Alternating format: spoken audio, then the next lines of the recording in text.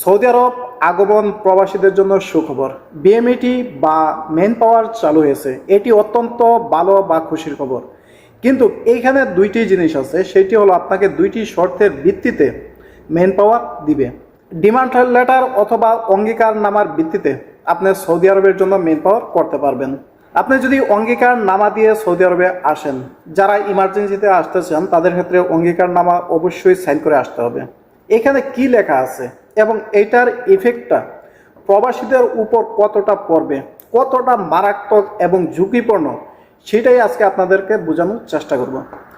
প্রথমে আমি যদি অঙ্গীকারনামাটা আপনাদেরকে দেখাই, আমি এখান থেকে ডাউনলোড করে নিছি। এখানে লেখা আছে, প্রথমেই লেখা আছে আপনার নাম এমক, বাবার নাম এমক, বাড়ি এইখানে।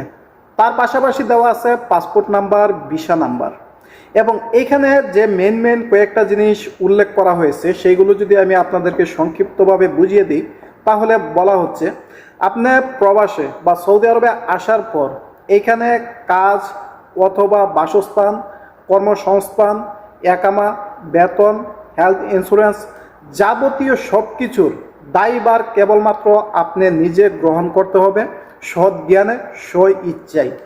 এর জন্য যদি আপনি এই সুযোগ সুবিধাগুলো না পান, অর্থাৎ কাজ না পান, একামা না পান, অথবা আপনি ইন্স্যুরেন্স না পান, বাসস্থান না পান, যত ধরনের সমস্যা আছে এইগুলোতে যদি আপনি সাফার করেন, এর জন্য আপনাকে যে রিক্রুট এজেন্সি আপনাকে সৌদি আরব পাঠিয়েছে অথবা সরকারের কোনো সংস্থা এর জন্য দায়ভার না।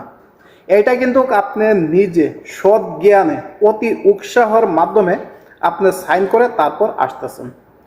আসার পরে ধরুন আপনি কাজ পেলেন না, অথবা আপনি একামা পেলেন না, অথবা আপনার থাকার জায়গা পেলেন না, এমনকি আপনার যে কফিলের আন্ডারে আসছেন তাকে সহ বুঝে পাইলেন না, তখন আপনার অবস্থাটা কি হবে? এই সৌদি আরবে এমন অনেক লোক আছেন যারা আসার পরে 2 মাস, 3 মাস, 4 মাস পার হয়ে যায়, আকামা পায় না। পরবর্তীতে যখন চেক করে দেখে বর্ডার নাম্বারে, তখন দেখা যায় যে তাদের খুব লেগে থাকে।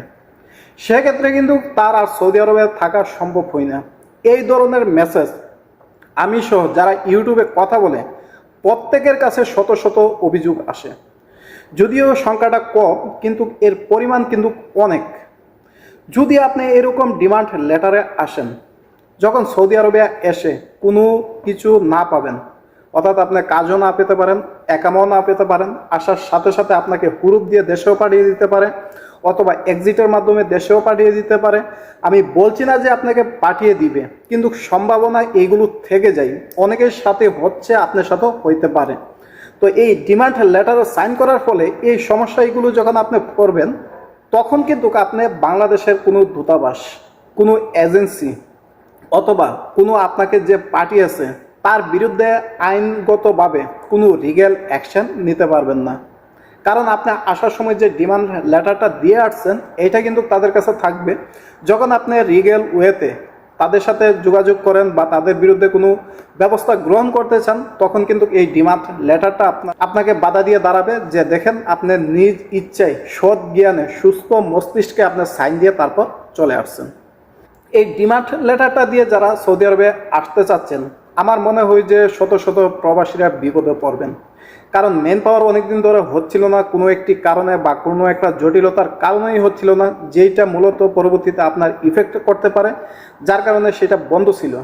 তো অনেকেই আমরা আন্দোলন করছি, করার ফলে এই সরকার মেনে নিয়েছে। যেহেতু চাপের মধ্যে মেনে নিয়েছে, সেহেতু বুঝতেই পারছেন তারা যাতে দায়মুক্ত থাকতে পারে, সেই জন্য আপনার কাছ থেকে এই ডিমান্ড লেটার নামে আপনার কাছ থেকে সাইন নিতেছে।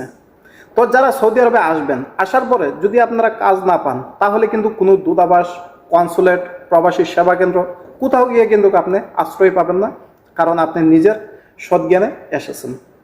এমনকি যদি কোনো প্রবাসী এই ডিমান্ড লেটারে সাইন করে আসার পরে সৌদি আরবে মারাও যায়, সেক্ষেত্রেও কিন্তু তার লাশ কিন্তু বাংলাদেশে যাবে না। কারোর সাথে আপনি কথাই বলতে পারবেন না, কারণ আমরা সৌদি আরবে বর্তমানে আছি, এইখানে বর্তমান পরিস্থিতি সম্বন্ধে আমাদের খুব ভালো ধারণা আছে, জানা আছে। আর যখন আপনি এইটাতে সাইন করে আসবেন, তখন আপনার নিজের অজান্তে, নিজের মনের ভুলের কারণে কত বড় ক্ষতি করতেছেন, সেটা আপনি বাংলাদেশে বসে থেকে 100 ভাগের 1 ভাগও আপনার দ্বারা বোঝা সম্ভব না। যখন সৌদি আরবে আসবেন, যদি আপনি এই ধরনের সমস্যার সম্মুখীন হন, তাহলে কিন্তু আপনি তখন আমার কথাগুলো মনে পড়বে এবং আপনি সেই জিনিসটা হারে হারে টের পাবেন বা বুঝতে পারবেন। তো যারা আসতেছেন অবশ্যই আসবেন, যারা সৌদি আরবে আছেন সবাই যাতে ভালো থাকে সেটাই কামনা করি। যারা নতুন আসবেন তাদের জন্য শুভকামনা। কিন্তু আসার আগে আপনি ভালো করে বুঝে শুনে যেখানে আসতেছেন সেইখান সম্বন্ধে ভালো করে তথ্য নিয়ে তারপরে আসবেন। তো যারা ডিমান্ড লেটারে সাইন করে আসতেছেন এই বিষয়টা অবশ্যই মাথায় রাখবেন। ডিমান্ড লেটার যে পুরোটা ক্ষতিকর বা সবার জন্য যে ক্ষতিকর বিষয়টা এইরকমও না, কিছু সংখ্যক মানুষের জন্য ক্ষতিকর হতে পারে, কিন্তু যাদের ক্ষতি হবে তারাই কিন্তু সর্বশ্রান্ত হবে। কারণ এতগুলো টাকা দিয়ে আসবেন, সবগুলো টাকা যখন রেন্ট করে আসবেন বা দাঁড় করে আসবেন তখন কিন্তু বুঝতেই পারছেন এটার প্রেশারটা কতটুকু। যখন এখানে এসে কাজ না পাবেন, থাকার জায়গা না পাবেন, আপনার বিভিন্ন ধরনের সমস্যায় সম্মুখীন হবেন, তখন কিন্তু বাস্তব জীবনে সেটা রিয়েলাইজ করতে পারবেন। তো আসার আগে অবশ্যই অবশ্যই এই জিনিসগুলো আপনারা মাথায় রাখবেন যে আপনার ডিমান্ড লেটার বা অঙ্গীকারনামায় সাইন করতেছেন, আপনি কি সাইন করতেছেন, কিসের জন্য সাইন করতেছেন, এই সমস্যাগুলোতে যদি পরবর্তীতে সাফার করেন এর জন্য আপনার ব্যাকআপ কি, এই জিনিসগুলো অবশ্যই অবশ্যই আপনি মাথায় রাখবেন। তা না হলে কিন্তু যারা সৌদি আরবে আসবেন হাজার হাজার প্রবাসীরা এরকম এই ধরনের সমস্যার সম্মুখীন হচ্ছে। বর্তমানে আপনারা বিভিন্ন ধরনের টিভি চ্যানেল অথবা বিভিন্ন ধরনের মাধ্যমেও আপনারা জানতে পারতেছেন শত শত প্রবাসী সৌদি আরবে আসার পরে কাজ পাচ্ছে না, আসার কিছুদিনের ভিতরেই কপিল খুরুপ দিয়ে দিচ্ছে, ফাইনাল এক্সিট দিয়ে দিচ্ছে, দেশে চলে যাচ্ছে, আবার অনেকে দরিয়ে দেশে পাঠিয়ে দিচ্ছে। এই ধরনের বিভিন্ন সমস্যার কিন্তু সম্মুখীন হচ্ছেন।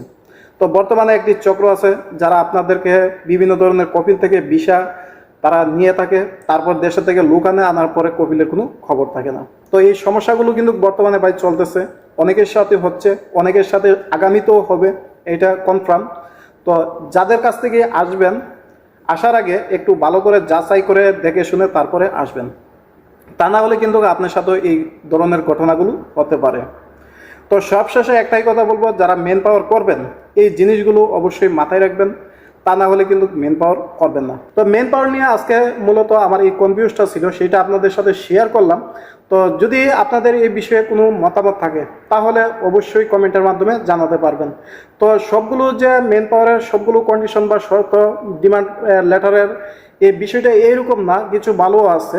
তারপরে আপনাদের সাথে এক্সপ্লেন করলাম যে সম্ভাবনাগুলো আছে সেইগুলো নিয়ে। যদি কোনো মতামত থাকে কমেন্টে জানাবেন। ধন্যবাদ।